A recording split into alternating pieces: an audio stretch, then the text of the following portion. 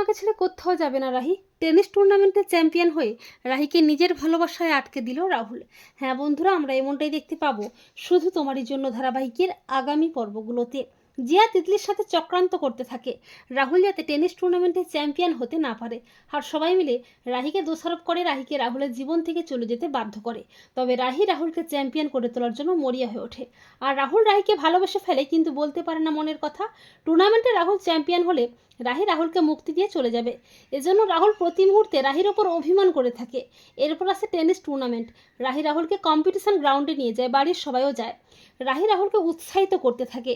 রাহির অদম্য উৎসাহ, তীব্র ভালোবাসা ও নিজের ইচ্ছা শক্তির জোরে রাহুল মাঠে নামে, এমনকি দুর্দান্ত খেলে সবাইয়ের মন জয় করে প্রতিপক্ষকে হারিয়ে টুর্নামেন্টে চ্যাম্পিয়ন হয়ে ট্রফি জিতে নেয়।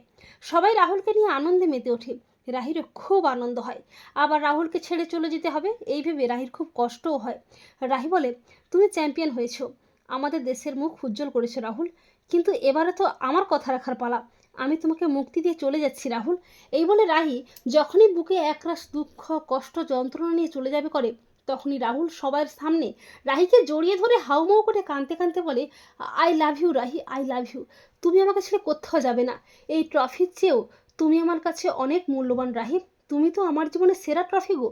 আমি সারাটা জীবন, সাতটা জন্ম তোমার সাথে থাকতে চাই রাহি। তো বন্ধুরা, এমনটা যদি দেখানো হয় তোমাদের কেমন লাগবে কমেন্ট করে এক্ষুনি জানিয়ে দাও তোমাদের মতামতটি।